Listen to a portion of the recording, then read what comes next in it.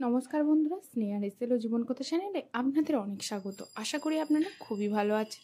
আজকে আমি আপনাদের খুবই মজার এঁচোড় রান্নাটি করে দেখাবো। আশা করি আপনারা ভালো লাগবে। এরকমভাবে বানালে চলুন শুরু করা যাক রেসিপিটি। এর জন্য প্রথমেই এঁচোড় আর আলুটিকে আমরা প্রেসার কুকারের মধ্যে সিটি করে দিয়েছি। সিটি দেওয়ার পর এটাকে জল ঝরিয়ে নিয়েছি। এরপর আমরা কড়াইতে তেল দিয়ে প্রথমেই এঁচোড়টিকে ভেজে নিচ্ছি।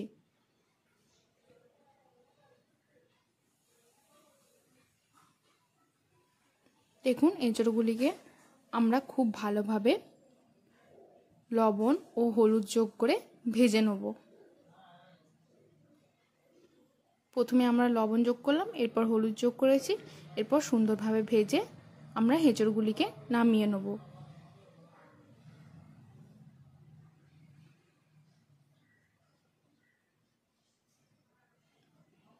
আর সাথে নিয়েছি তেজপাতা, ধনে, জিরে, টমেটো ও শুকনো লঙ্কা। দেখুন, এঁচোড়টা ভাজা হয়ে গেছে, এবার নামিয়ে নিলাম। এরপর আবার কড়াইতে তেল দিয়ে আমরা আলুগুলিকে ভেজে নুন হলুদ দিয়ে খুব ভালো করে লাল লাল করে নামিয়ে নেব।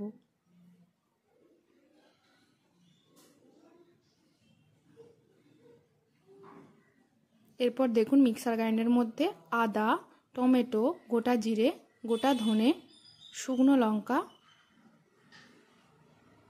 অল্প পরিমাণে জল দিয়ে পেস্ট বানিয়ে নেব। এরপর আবার কড়াইতে তেল দিয়ে তার মধ্যে প্রথমে হিং, তেজপাতা, শুকনো লঙ্কা ফোড়ন দিলাম। এরপর যে মশলাটিকে আমরা পেস্ট বানিয়ে রাখলাম, টমেটো, আদা, ধনে, জিরে, শুকনো লঙ্কার সেই মশলাটিকে দিয়ে দিলাম। এরপর ওর মধ্যে হলুদ দিয়ে, লবণ দিয়ে খুব ভালোভাবে আমরা মশলাটিকে কষাতে থাকবো যতক্ষণ পর্যন্ত না মশলা থেকে তেল ছেড়ে বেরিয়ে আসে। এটা কিন্তু আমরা সম্পূর্ণভাবে নিরামিষভাবে করছি।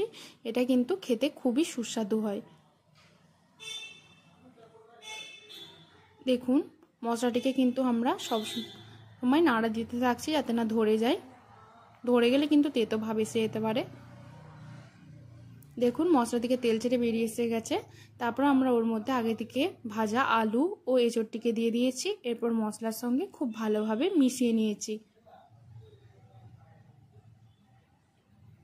খুব ভালোভাবে মিশিয়ে নেওয়ার পর আমরা ওর মধ্যে একটু পরিমাণে জল দিয়ে দিলাম।